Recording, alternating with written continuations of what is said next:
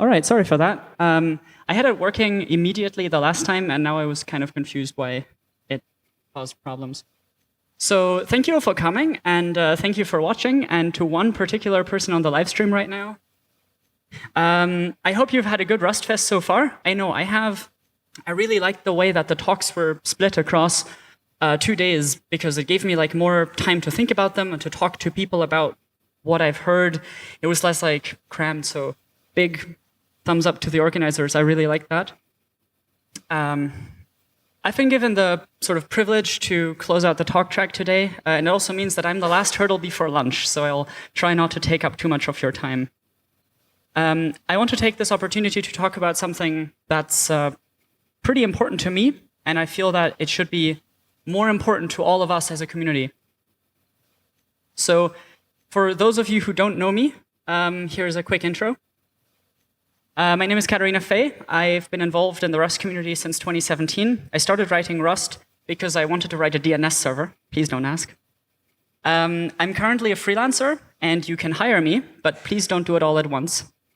I write a lot of free software, and I'm also one of those people who says free software instead of open source. And also I like shaving yaks, and my current yak is emails. I will be giving a lightning talk later about this, by the way. I travel a lot, and I write some software, and I have a pet shark called Nibble, which is the smaller sibling to a larger shark called Bite. And so I think this tweet sort of sums up what I do pretty well. Please do @ me. I don't really like doing questions on stage. It's kind of awkward for me. But you can send me an email, or for the 5 other people using XMPP, it's the same thing as my email. I'm at Space Cookie on Twitter, also known as the Hell Site. Or just come talk to me. I don't usually bite. So this talk comes with a few disclaimers. The first disclaimer is, and this was already mentioned, that this is not a technical talk. I will try to visualize a few problems in the industry, and none of that really requires any code, just more abstract things. There's no code on the actual slides. Well, except for one. I recently used async std, and it was really awesome, and I just wanted to say that I really love it. Disclaimer number 2 is that this talk is not based on personal experience. Well, okay, it's not only based on personal experience. All of these issues can and do affect us all, and I think it is important that we talk about them. Disclaimer number 3 is that my slides are kind of boring. I wrote this talk as a sort of essay, and mostly the slides are a way for me to get through my speaker notes. I think it is more important to listen to what I say, and also the script is in the speaker notes, and I will upload the slides. The slides are mostly there so that you have something to look at. That's not my face. The talk also comes with a content warning for anxiety, burnout, and depression. And if you're one of those people who doesn't like content warnings, I invite you to grow up, please. So there's a few things that I want to talk about. And at first glance, you might think that these issues aren't really connected. But I feel that they are, and I hope that over the course of this talk, you will come to agree with me that there is a larger perspective to consider, and maybe together we can start working towards a better world. I don't claim to have any answers, but I do want to start a discussion. But it'll be okay. It's fine. So, first of all, I want to talk about technical debt. What exactly is technical debt? Well, as Rust developers, you probably don't really know what that is. It's a term that only more recently came up as large companies have started dealing with their technical debt. And unfortunately, this means that a lot of the discussion and talks about it happen as to how to get rid of it, not why it is happening. Technical debt is just like any other debt, but for the tech stack of a company. Generally, when developing systems, sometimes engineers take shortcuts or make bad choices. Stuff happens, and then poof, there's legacy code. Maybe someone was fired who understood it all, and then no one else can. Or maybe you had to push yourself to make bad decisions for a release or something. So either over time or sometimes with bad decisions, technical debt is created. Now, I want to run through a small example here. And again, this will have no code, but I think it'll sort of demonstrate how this happens. And I think this will feel pretty familiar. So take Foo Limited, a fictitious company. They ship their first product that does serverless cloud AI computing on the blockchain, and they're very proud. Unfortunately, to push out their product, they had to do write some hacks. Some of the code isn't as cool as they would want it to be. Kind of looks weird and pointy. Some of the engineers want to go back and rewrite some of it to be nicer and have a nicer architecture. But the next funding milestone is due, and they also have a large client, Google, who would like to use their tech. So instead, they just kind of hack around it, and they ship this. They apply some duct tape, and you get more money and do more cool things. But it does mean that the investors are now happy, but it also means that the work that should be done never gets done. What is happening here? Well, money from either investors or clients is exchanged for technical debt. So what then? When you start looking into why technical debt happens, or if you generally look into the issue, most of the articles, most of the discussion is how to deal with it. And I guess that's fair. A lot of companies have large technical debt issues, and it would be an obvious question how to get rid of it. There's some good resources out there to how to do this. And I don't really want to get into this right now. Some of it is just refactoring techniques, throwing away code, all of these things. I feel it's a space that's pretty well covered, and I don't think me sitting here or standing here and talking about it is going to add anything. Needless to say, I feel that if your company has technical debt, there are resources out there to learn how to deal with them. In my opinion, it is much more interesting to ask the question, why? Why is technical debt created?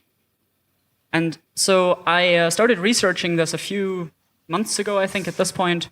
And really, there's a few reasons, but the most prevalent ones that I could find were these four. So, the internet says making sacrifices for a deadline, which was the example we just saw earlier. Bad decisions from engineers. Sometimes people make bad choices and then it bites them in the ass. Systems getting old or talent going away. Someone just leaves the company, no one understands it. And bit rot, which in this case means a module that gets refactored over and over and over again to do more and more and more things to the point where it doesn't really do anything well anymore, and it's not really understandable.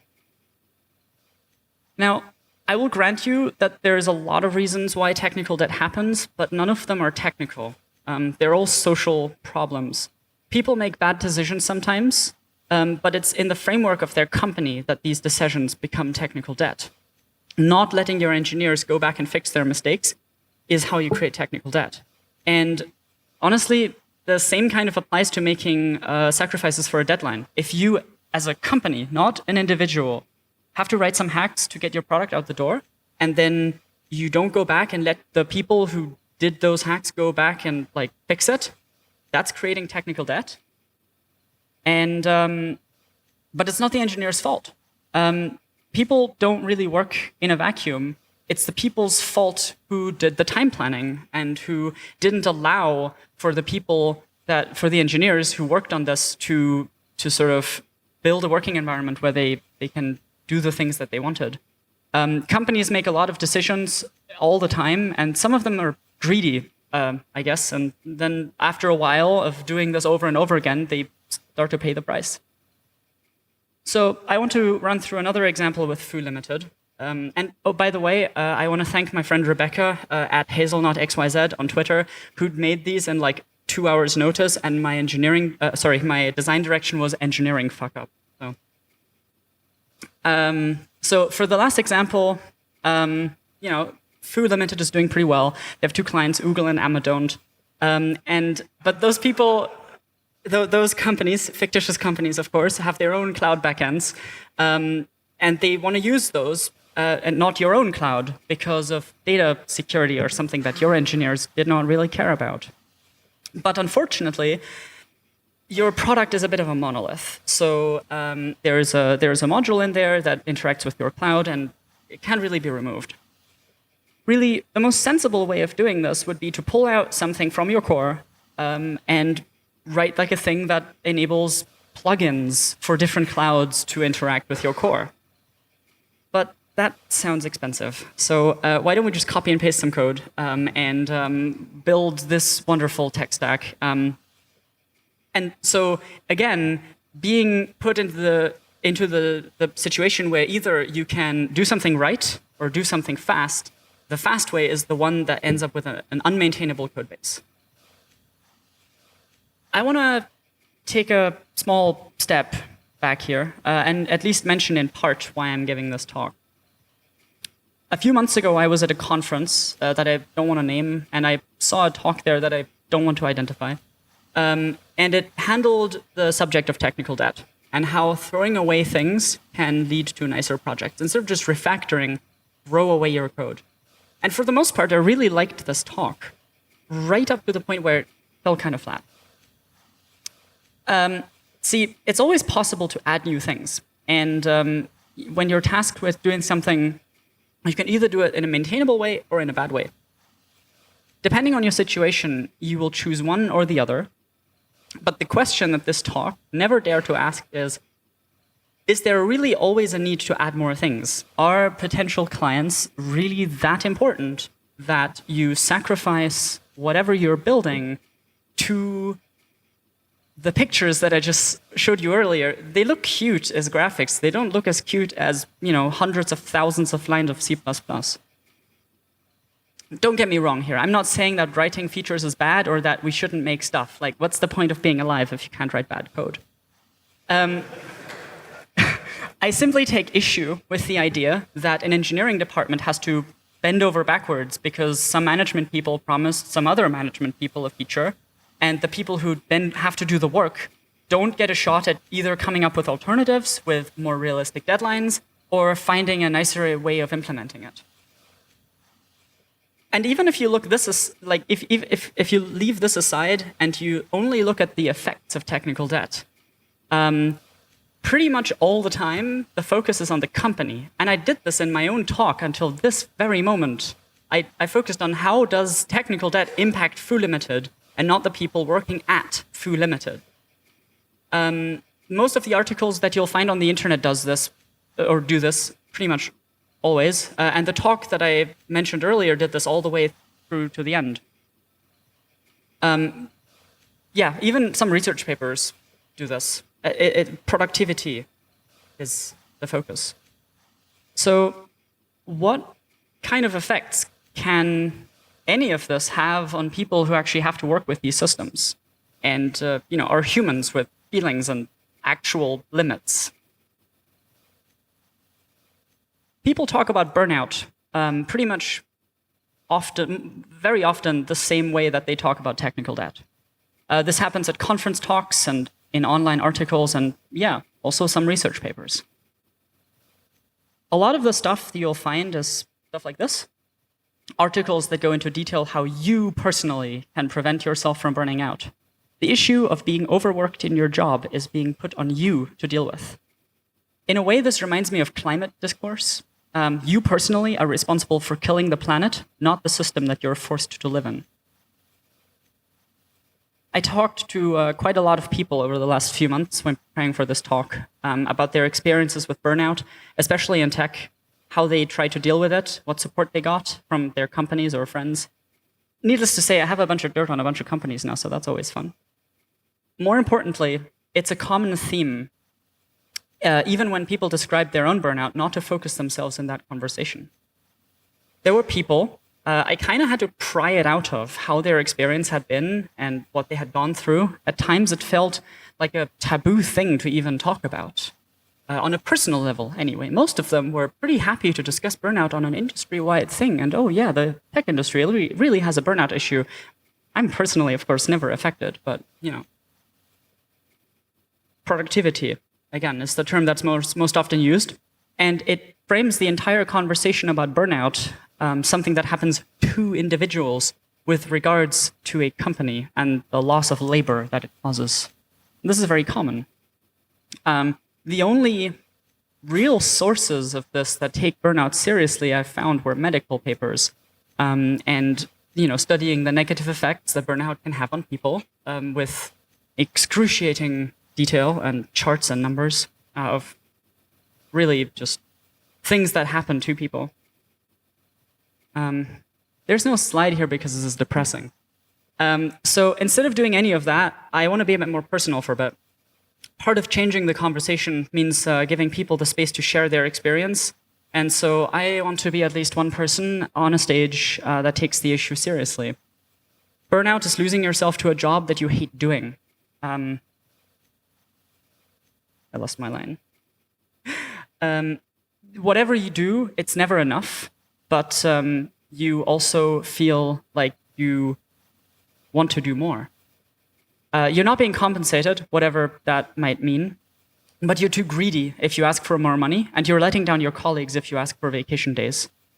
Personally, I also notice my creativity taking a dive whenever I burn out. I usually make music or write stories, and yeah, it has happened a few times before. Burnout isn't something you even entirely realize is happening to you. Sometimes it makes people anxious, sometimes it means people cry themselves to sleep. For others, it means focusing so much on what they do, it becomes their whole identity. They think of nothing else, they speak of nothing else. They literally, their job becomes their life. How many people like that do you know? The phrase, "oh no, I'm just stressed, but not like burnt out," is pretty common. And I guess for some, it would be admitting a kind of failure. I know it was for me. Why am I talking about this at RustFest? I can already hear someone complain about how this is way too political and you came here for the Rust. First of all, okay, everything is political whether you like it or not. But secondly, and I think more importantly, Rust is a young language, and the people who write Rust are largely people who do it because they think it's fun. We are a community that's built around hobbyists. The previous talk mentioned this. The compiler is largely being developed by volunteers. Some people are even learning Rust as their first programming language, and maybe a Rust development job will be their first gig in tech. I think we owe it to those people and to ourselves that we give these issues a stage and talk about them. Because Rust projects often don't have technical debt yet, but the management structures that create still exist, and burnout can just as well happen on a Rust project as it does on any other project. Burnout is something that affects us all, and I feel that as a community, we need to talk about it because it's important. These issues aren't going away. So I submitted this talk in other part because I just generally saw how conversations about burnout went down most of the time. But it's the larger context in which this happens which I find concerning.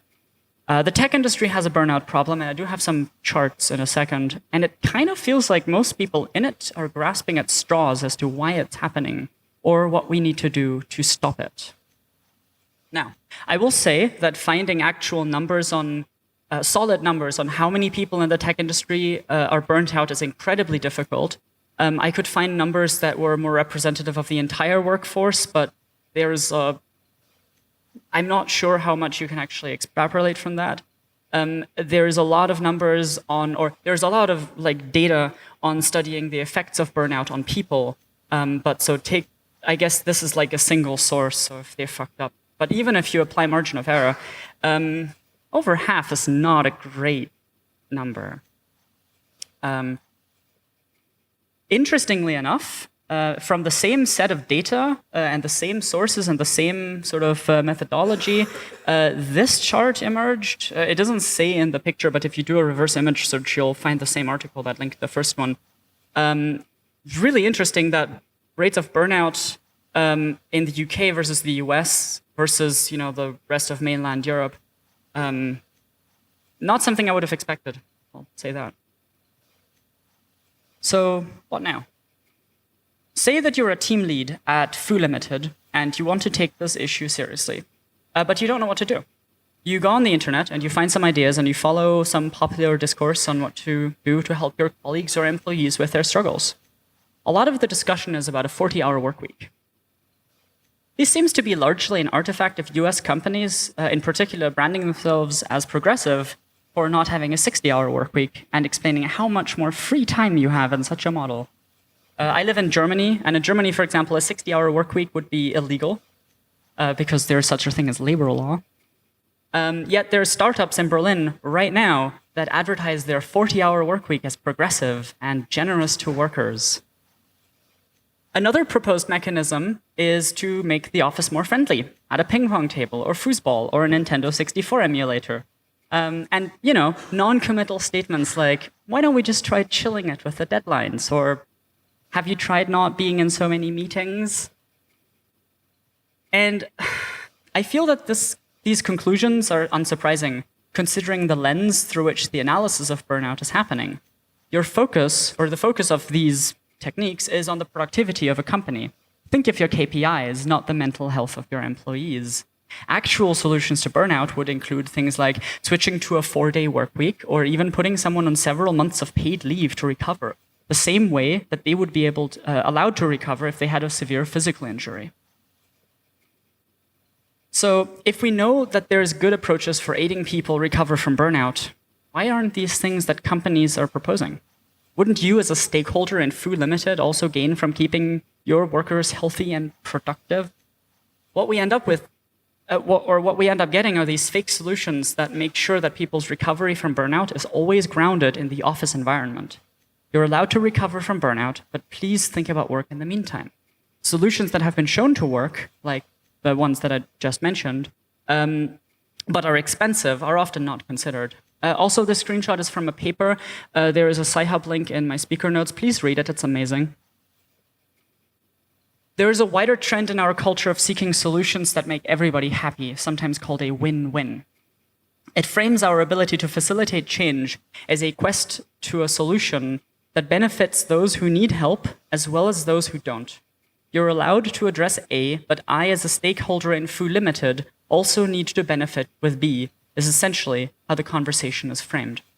And so, discussions about burnout turn into conversations about productivity. Discussions about technical debt turn into conversations about productivity. This happens because the stakeholders of companies have a vested interest in letting the conversation go down this route. But there is a common thread here. When the stakeholders of an organization make decisions, people will end up in situations where they burn out, regardless of how well-intentioned they thought to have been. By being disconnected from the reality their decisions exist in, people will burn out. Analysis done through this framework is inevitably lacking and will fail to describe why these things are happening and keep happening, even though we know why. It's a work week that's way too long, deadlines that get made by people who are too detached from both how much work something is, as well as not actually having to do that work. Changing requirements, technical debt that already exists and keeps piling on, adding more stress to the people who need to work with these systems every day. And these things will keep happening as long as we don't fundamentally change the way that we work and can relate to it. So, what are the alternatives? What if the stakeholders of a company were the people doing the work? What if you remove management from the equation? Let the workers take control of their work. And when I say take control, I don't mean require a little oversight. I mean something much more essential. You might think that you're being overpaid in your cushy tech job, but even your high 5- or 6-figure salary is nothing in comparison to compared to what someone in upper management makes. And they hold power over you and your life that you will never have. When I say take control over your work, I don't mean you personally either. Get connected with your colleagues. Together you're stronger than you could ever be alone. You might think that your company needs you, but it's also exploiting you. So fight back against that. And honestly, unions are a great tool to achieve this. Working without bosses isn't entirely easy either. It requires organizational structures, and it requires everybody involved in a team or company to understand the relationships between the work that is being done and how power dynamics factor into the decisions that get made. When you work under management, the power dynamic is very explicit. your boss has power over you.